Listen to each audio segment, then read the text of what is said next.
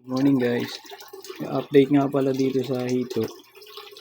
Bumili ko ng 200 liter na storage box. So, ayan. Ayan sila. Medyo lumaki na sila kasi nung nakarang update ko, mga isa-dalawang araw.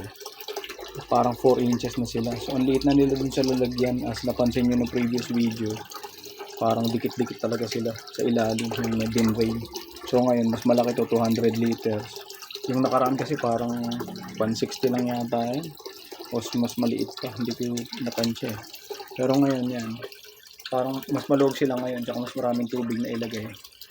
Kulay pula lang yung tubig kasi dahil sa dahon ng talisay dito. Yan, pinalitan ko na rin yan.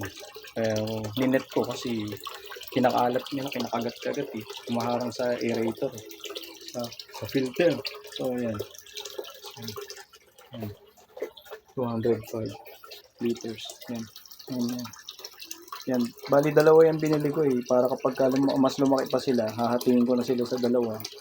Pag nag-sorting ako, pang ready lang. Ito yung pangalawang Durabox. Yan. So, yung dati kong lagayin yung itim, pang reserve na lang muna yan. Siguro, tatambakan ko ng tubig ulan para may pang palit ako ng tubig.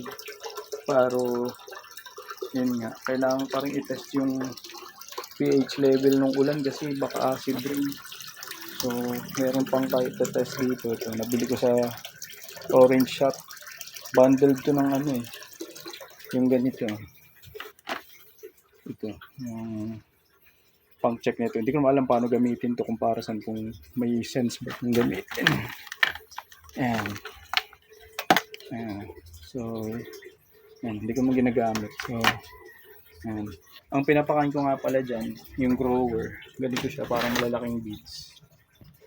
Ayan. Ayan. Or minsan, pagka parang ngayon lakain niya malaki ito. Yung ganito. PO1. Yan. So, yun lang muna guys. Update ko kayo kung ano mangyayari sa mga hito. So far, masigla naman sila. So,